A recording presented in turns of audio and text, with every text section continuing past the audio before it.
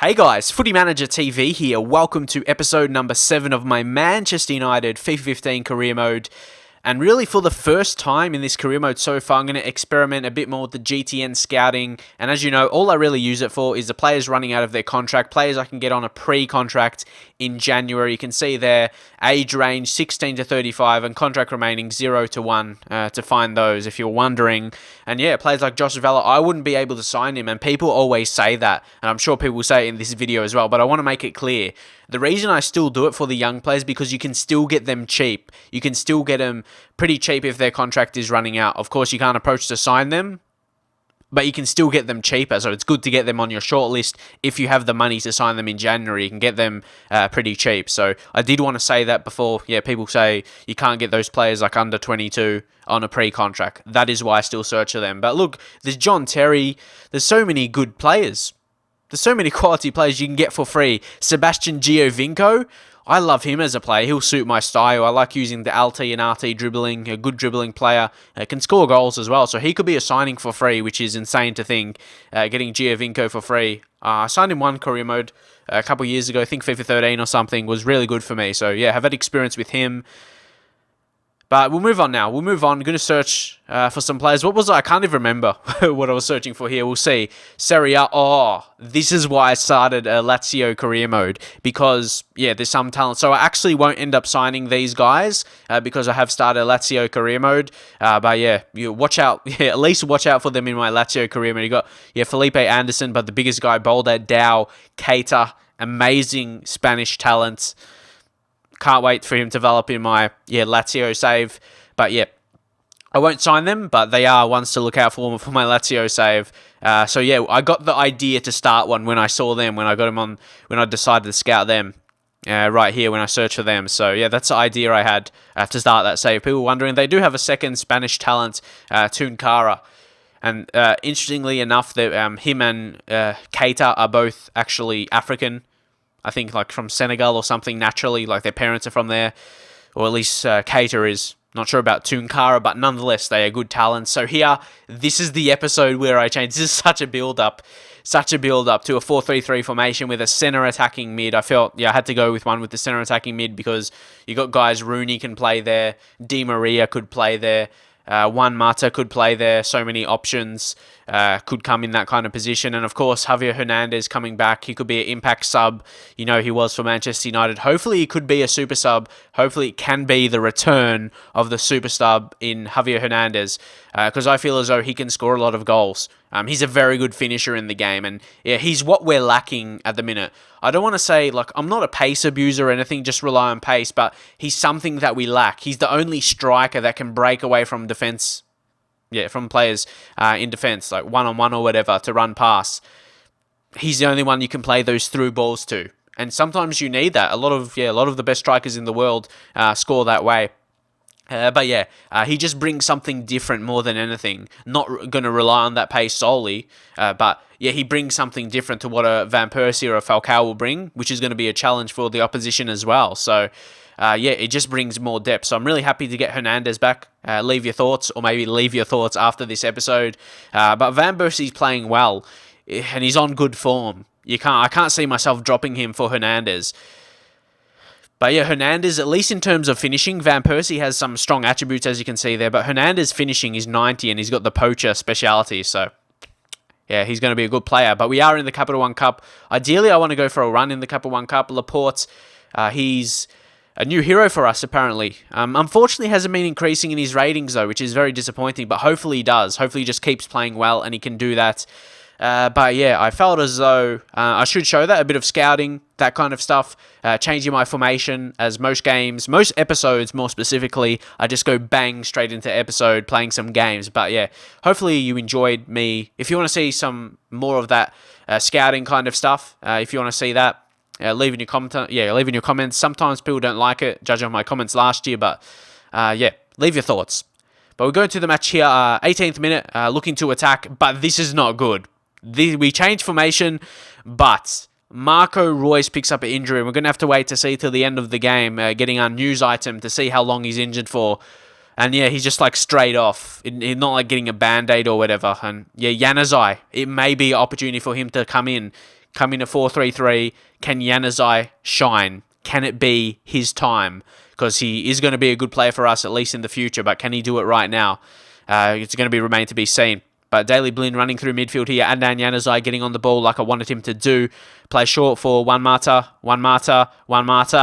tries a shot, but that was never ever going to be on target. It was too much pressure. I know I was never going to score from that, too much pressure from defenders, but yeah, it was the only real opportunity I had there, so I thought I might as well take a shot on, but unfortunately couldn't get on target. Thought I could at least maybe win a corner, but was not to be.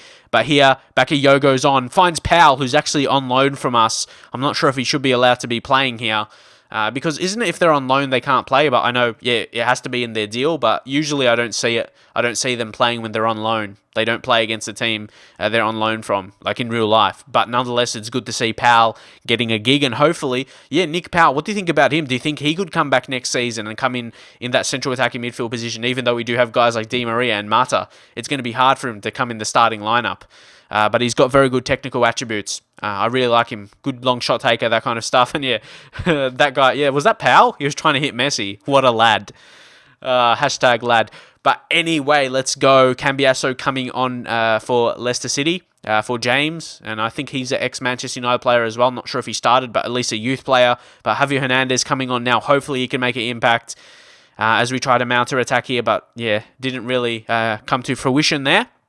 Disappointingly, yeah, last 30 minutes, we have to push for a win. I really want to advance in this Capital One Cup, especially if we don't do amazing. If we don't qualify for Champions League, I'll have that extra cushion, I guess you can say, for the board to judge my performance on. And yeah, I guess FA Cup a bit later as well. I want to do well in there, especially if we're not playing Champions League football or any European football at all, which is horrendous for Manchester United. They have to be in the Champions League, honestly. That's the main reason. I'm doing this career. It's to get back in the Champions League and to win it, to assert dominance like they used to have, like with Ronaldo and that kind of stuff. But Hernandez makes the run. Hernandez in his debut back for Manchester United, not really his debut, but debut this season after coming back from Real Madrid, and bang, Javier Hernandez is back and potentially scoring the winning goal, even though there's heaps of time remaining in this game. But yeah, as I said, recalling him from on loan, I felt we just needed that spark, and he showed that with that burst of pace. No other striker we had, like Van Persie or Falcao, wouldn't have shown that. Just that little burst of pace, but he still had to finish, and that was a class finish. But again, it's the ultimate super sub, Javier Hernandez. What a decision to recall him. Some people might be dodgy, thinking, why did he recall Hernandez? You got all these high-rated strikers. But they weren't doing that. That is what I need. That is exactly what I need. So going to the final minutes here, just want to hold on. Hernandez with some confidence there. He tried the back heel shot. You can see he's on confidence. That's what I need. We need some confident strikers right now. And Javier Hernandez brings that. And you can see attention. He looks serious now. You can just see in his face in game. He's not like joking around or anything. Looks really serious. His head's in the game. It's like, this is my second chance at United, really. He could have been on the outer because he's going out on loan to Real Madrid. Not really in the plans anymore, but we needed him back. And yeah, he looks serious to get the job done as a more experienced player now. Maybe opposed to when he joined 4 years ago after that 2010 World Cup where he came onto the scene for Mexico. But we're looking to win this right now. And again, this is where Hernandez, see, this is the difference. See, look at that pace. He gets on and he creates a chance. Unfortunately, he couldn't score there, but yeah, wins a corner. I never saw that in my games already, at least, from like a Falcao or a Rooney or a Van Persie. Just, yeah, that blistering pace. He just brings something else for defenders to worry about once we come up against, different kind of opponents. If we notice, like a Rooney or Van Persie or Falcao isn't working up front, we can bring Hernandez on and he makes an impact and basically wins the game for us, really. That's what he did. Here, but they may have one chance. We got to be careful defending here. Pinola, he's looking for the cross, but he's closed down well there. Konchesky this time. Back to Pinola. Back to Konchesky. Puts it in, and that's a free kick. For what? Ref, what was that for, mate?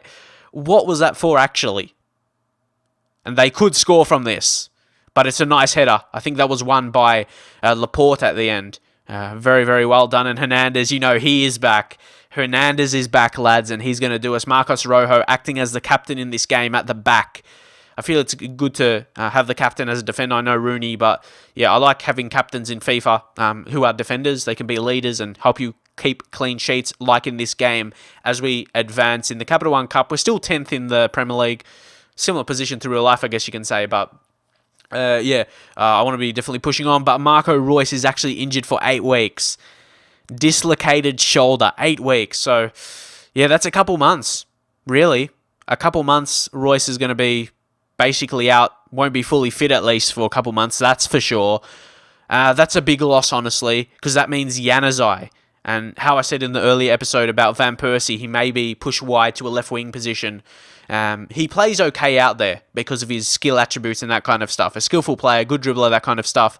Yeah, and hopefully he can make an impact there. Maybe Hernandez coming into the striking position now, but he's going to have to make an impact in the next game. I can't judge off one performance. He needs to do the same at West Ham here. He needs to help us win. But actually, I don't start him. Go with Van Persie again because Van Persie is still on good form. And it's really hard, Falcao. And yeah, that's the thing about Falcao. I probably won't make the move for Falcao next season. It will probably cost too much. And for me, he would have had to do amazing this season. He would have to bang in goals, really, mostly every single game. And if he doesn't do that, and he doesn't look like doing that at the time, yeah, I won't be splashing the big cash on him, whatever he's valued, like 40 million or just under that, as you know, in the game. But yeah, he deserves that rating because yeah, he's a quality player.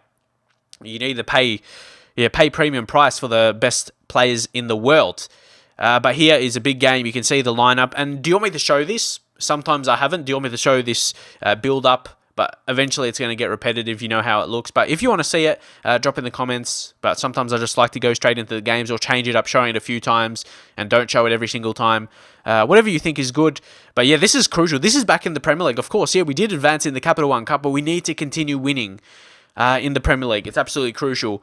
And yeah, West Ham, they've got okay players. So you have to be careful. But here, early in the game, Juan Mata, nice little volley there, but it wasn't on target. So it wasn't that good in the end of the day anyway. So it was very disappointing. But you like to take those early chances. It's good to see players are confident to do that. But here, 23rd minute, Mata in some space. He's confident today. This time he gets the shot on target. He looks on today. Wouldn't be surprised if he does something the way he's been playing in this first 25 minutes of this half. But again, it's really a wasted corner. I have no idea what to go for with the corners, who to aim for or whatever. It's definitely different. That's a different thing for sure. Corners are different, not as easy as in previous games. But again, we are on the attack early. I'm really confident about this game. That's what I mean. Change to 4-3-3. This is when I mentioned early episodes where it's more fluid and stuff. You can just tell the way I'm playing, just more better football being played more than anything. And they give away a foul. Is that going to be a yellow card? I think that's going to be for Carl Jenkinson, the ex-Arsenal. I think he's moved. Yeah, he's moved to West Ham now. So yeah, giving away a yellow card there. He's obviously gonna have to be careful of players running at him from the wing positions. But it's Hernandez again, having to come on. Can he make the impact 2 games in a row? It would be an amazing impact if he did. He gets on here trying to run past, like I said, Falcao or Van Persie wouldn't be able to do this. Gets past with some fake shots. Just needs to finish with some finesse near post. Javier Hernandez does it again, the super sub for Manchester United, kicking the flag now. He's done it 2 games in a row. What a return for Javier Hernandez. What more could I ask for him? He's doing what the other players couldn't, winning games for us. This is what we need for him. And like I said, he's up for now. He's up for it. Serious business for Javier Hernandez. Comes back. That's his first in the Premier League. Of course, he scored in the Capital One Cup. We just need to keep that up. But here, we look onto the attack. Rooney with his body, with his strength. Wayne Rooney seals it. It's 2-0. It's over. 90 minute. We're done. And it's another win for us in the Premier League. We're really pushing up now. This is the moment I feel I can really push for that Champions League position as we move on now. Look at the strength by Rooney. He just pushed... Who's that? Collins? He just pushed Collins away. James Collins there. Yeah, it is. You can tell by his lack of hair and redness. And there it is. What a smash to seal the victory. And even when I have been winning, they haven't been, sealing the victory. We've just been winning by, a goal or whatever. But now... Yeah, to assure the points for Wayne Rooney, first in the Premier League, hopefully more to come, but I would imagine he's not going to score heaps because he's probably going to be used in a centre mid or centre attacking mid position now in this new formation, especially with guys like Hernandez, Van Persie, Falcao, all these strikers we have, and Rooney, all my players are up. Look how serious they look. I suppose it'll be like that for any team that's winning, but yeah, it's good to see that. in the game, and West Ham, we restricted them only to one shot for the whole game. I was really happy about that, and yeah, it led to a victory. And like I said, I was happy about it. Arsenal, Spurs come and draw, so we're going to push up now. Where are we? We're actually up to 7th now. Oh, so close. And look at it. Look, Stoke is 2nd, and Southampton's up there as well. Swansea, you would imagine they're kind of teams you'd expect to drop. But that is it for now. Hopefully enjoy this episode. A bit more exciting now. Leave your thoughts on Hernandez. Drop a like as well, and I will see you guys next time.